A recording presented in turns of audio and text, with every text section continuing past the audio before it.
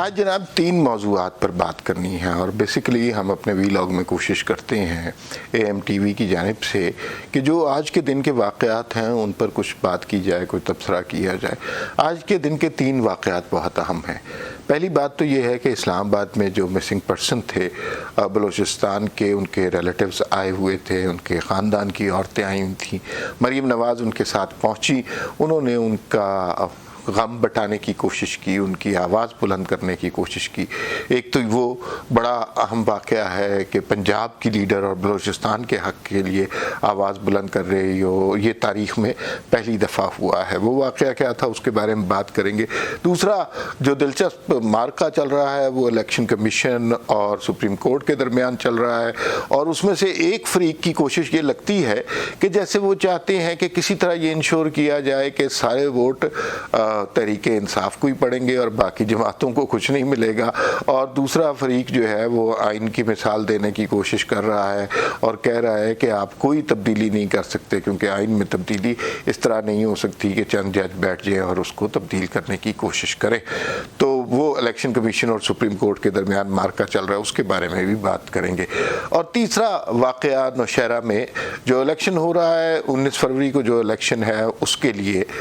مریم نواز ایک جلسے سے خطاب کر رہی تھی، مولانا عطاء الرحمن بھی وہاں پر موجود تھے، امیر مقام بھی تھے، تو انہوں نے وہاں پہ خطاب کیا۔ اس خطاب میں کیا کہا، کیوں کہا، اس حوالے سے بات ہوگی۔ تو الٹا شروع کرتے ہیں، سب سے پہلے نوشہرہ کے جلسے کے حوالے سے بات کرتے ہیں۔ نوشہرہ کا جلسے میں دیکھیے ایک بات دن بدن کلیئر ہوتی جا رہی ہے کہ جس طرح مریم نواز کا استقبال ہوتا ہے کے پی کے میں، بلوچستان میں، سندھ میں، پنجاب میں، تو وہ ایک بہت بڑی لیڈر بن کر ایمرج ہو رہی ہیں، اور ایک ایسی لیڈر کہ جس کی جڑیں تمام پاکستان کے صوبوں میں ہے۔ پاکستان آپ کو پتا ہے کہ ووٹوں کے حساب سے مختلف حوالے سے مختلف طرح سے تقسیم ہوا ہے، لیکن ووٹوں کے حوالے سے بھی مثلا سندھ جو ہے وہاں پر ایک اور حکومت ہے، کے پی کے میں ایک اور حکومت ہے، بلوچستان کا ہمیں کبھی پتہ ہی نہیں چلتا کہ کس کی حکومت ہے، پنجاب میں ایک اور حکومت ہے۔ ان حالات میں ہمیں بے انتہا ضرورت ہے ایک ایسی شخصیت کی جو ان سارے صوبوں کے درمیان، اور جس کے ڈیفرنٹ کلچرز ہیں، ڈیفرنٹ زبانیں ہیں، ڈیفرنٹ سوچ بھی ہو سکتی ہے، ڈیفرنٹ سیاسی نظریے بھی ہو سکتے ہیں، جو ان سب کو یونائٹ کرے، متحد کرے اور یونیفائی کر کے انہیں آگے لے کے چلے۔ تو وہ اس میں ہمیں یوں لگتا ہے کہ پی ڈی ایم کی جماعتوں میں نے جہاں پہ بھی جلسہ کیا تو وہاں جو سٹار آف دا ایوننگ ہوتی تھیں اور ہوتی ہیں وہ مریم نواز ہی ہوتی ہیں، کیونکہ اور اس کا پتہ چلتا ہے کراؤڈ کے رسپانس سے، چاہے وہ کراچی ہو، سندھ ہو، لاڑکانہ ہو، اور یا کے پی کے ہو یا بلوچستان ہو،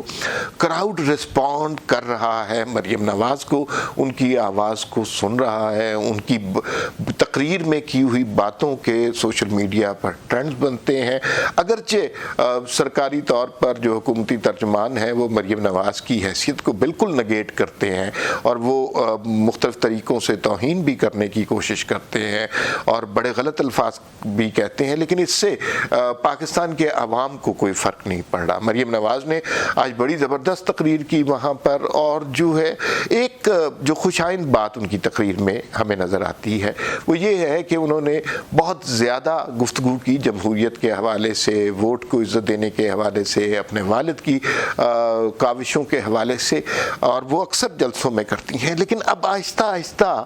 وہ بات کرنا شروع ہو گئی ہیں عوام کے مسائل کی۔ دیکھیے جمہوریت بھی انسانوں کے لیے بہت ضروری ہے، پاکستانیوں کے لیے بہت ضروری ہے، لیکن وہ اپنے مسائل کے بارے میں بھی سننا چاہتے ہیں۔ آج جو انہوں نے بات کی کہ کس طرح ریڑھی والے کا کاروبار تباہ کیا اس حکومت میں، کس طرح جو ہے یہاں پر دکانداروں کا کاروبار تباہ ہو گیا، پھر انہوں نے کہا کہ وہ چور مچائے شور کی مثال دی اور عمران خان کو اس ملک کی تاریخ کا سب سے بڑا ڈکیت قرار دیا، اور پھر انہوں نے مثالیں بھی دیں کہ انہوں نے کیا حال کیا آٹے کی چینی میں، آٹے کی میں کتنی کرپشن کی، چینی میں کتنی کرپشن کی، دوائیوں کے سکینڈل میں کیا ہوئے۔ پھر انہوں نے خوب لتاڑا بی آر ٹی کے پروجیکٹ کو اور اس کو بھی کرپشن کا منبع قرار دیا، لوگ اس پہ رسپونڈ کرتے ہیں۔ مریم نواز کی یہ خوبی کہ تمام لوگ معترف ہیں کہ وہ جس علاقے میں بھی جاتی ہیں اس علاقے کی زبان میں بات کرتی ہیں، اور اس سے پتہ چلتا ہے کہ انہیں زبان کی اہمیت اور اس کی سینسٹیوٹی کا پتہ ہے، اور وہ جو ہے اس ساری صورتحال سے واقف ہیں۔ تو بہت کامیاب جلسہ رہا۔ انہوں نے لوگوں سے وعدہ لیا کہ 19 فروری کو جو ہے وہ شیر کے حق میں ووٹ ڈالیں گے۔ ابھی تک جتنے ضمنی الیکشن ہوئے ہیں 16 تاریخ کو اور اب جو 19 تاریخ کو ہونا ہے، اس میں یوں لگتا ہے کہ جو عمران خان کو لانے والی قوتیں ہیں وہ اس میں کچھ زیادہ مداخلت نہیں کر رہی، اسی لیے تحریک انصاف کے ووٹروں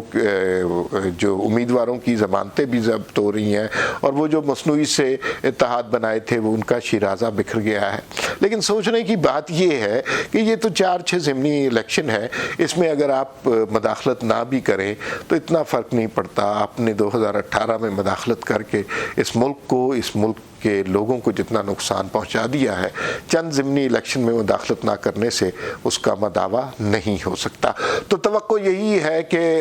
ڈسکا میں، وزیر آباد میں اور نوشہرہ میں پاکستان مسلم لیگ یا پی ڈی ایم کے جو کینڈیڈیٹ ہیں وہی جیتیں گے اگر مداخلت نہ ہوئی، اور توقع یہی ہے کہ اب مداخلت نہیں ہوگی۔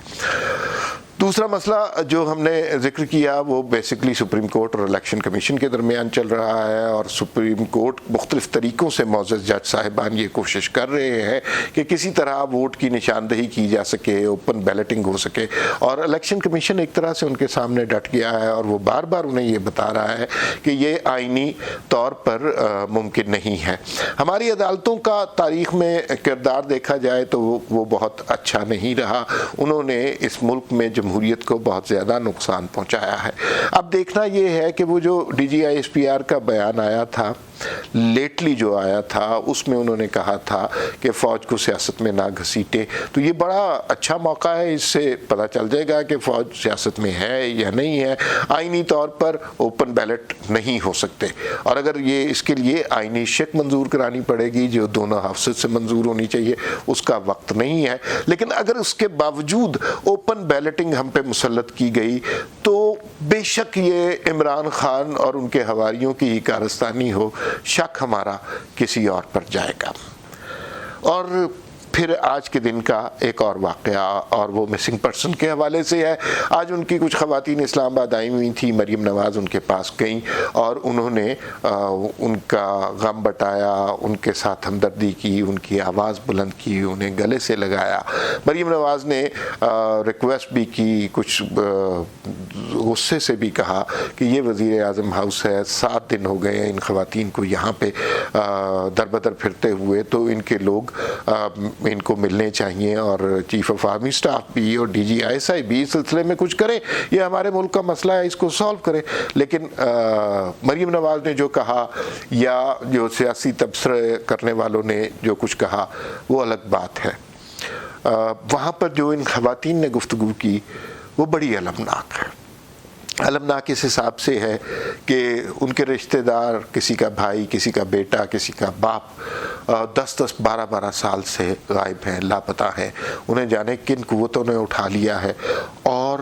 وہ یہ نہیں کہہ رہے، وہ یہ نہیں التجا کر رہے کہ ہمارے لوگوں کو بازیاب کرایا جائے، ان کو واپس کیا جائے۔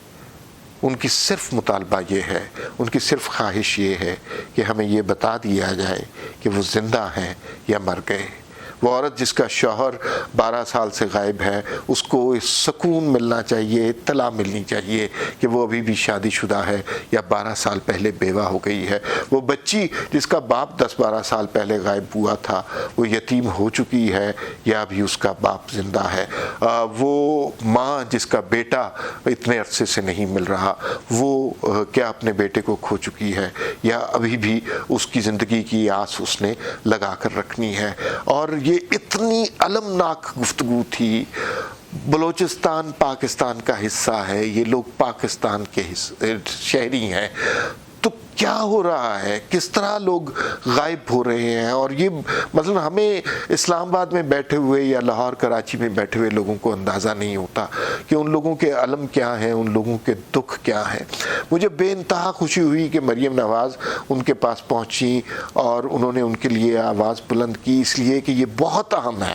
اس وقت پاکستان جس انتشار کا شکار ہے، یہ بہت اہم ہے کہ کوئی شخص دوسرے صوبوں کا، اپنے صوبے سے ماورا ہو کر دوسرے صوبوں کے بارے میں بھی سوچے اور ان کے حق کے لیے آواز بلند کرے. اور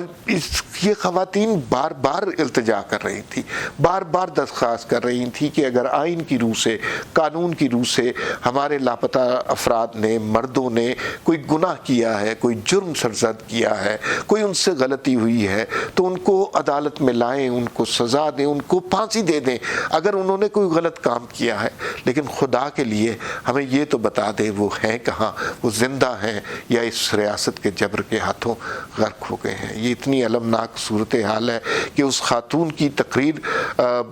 گفتگو سن کر کلیجہ شک ہو جاتا تھا، اور زیادہ دیر آدمی اتنا غم برداشت نہیں کر سکتا. ہم دعا کر سکتے ہیں کہ ان کے لیے کہ ان کے گھر والے ان کو ملیں، اور ہم استدعا کر سکتے ہیں، ہم ان کے لیے بھی دعا کر سکتے ہیں کہ جنہوں نے ان لوگوں کو غائب کیا ہے، اور وہ ان کے دلوں میں ہی کوئی رحم آ جائے اور وہ کہیں ان تڑپتی بلکتی خواتین کو سکون پہنچا سکیں. اور ان کی رحم کی جو اپیلیں ہیں وہ صرف اتنی ہیں کہ ہم بازیاب نہیں لوگوں کو کروانا چاہتے. ان سے کوئی غلطی ہوئی ہے تو ان کو سزا دیں، لیکن خدا را اپنے ٹارچر سیلز میں ان کو نہ رکھیں اور ہمیں یہ بتا دیں کہ وہ زندہ ہیں یا مر گئے. مجھے یوں لگا کہ جیسے ان کی تقریر سننے کے بعد مجھے یہ احساس ہوا کہ یہ ہمارے مردہ ضمیر کو جگانے کی کوشش کر رہے تھے بحیثیت قوم. وہ ضمیر، قومی ضمیر جو اتنے تکلیف دہ سانحے کے باوجود آج تک خاموش ہے. تو ان خواتین کے دکھ کا مداوع جن قوتوں نے کرنا ہے ان سے تو کوئی خاص توقع نہیں ہے، لیکن ہر پاکستانی کا فرض بنتا ہے کہ ان کے لیے آواز ضرور بلند کرے، اس لیے کہ یہ کسی علاقے کا مسئلہ نہیں ہے، یہ پاکستان کے لوگوں کا مسئلہ ہے، یہ انسانوں کا مسئلہ ہے.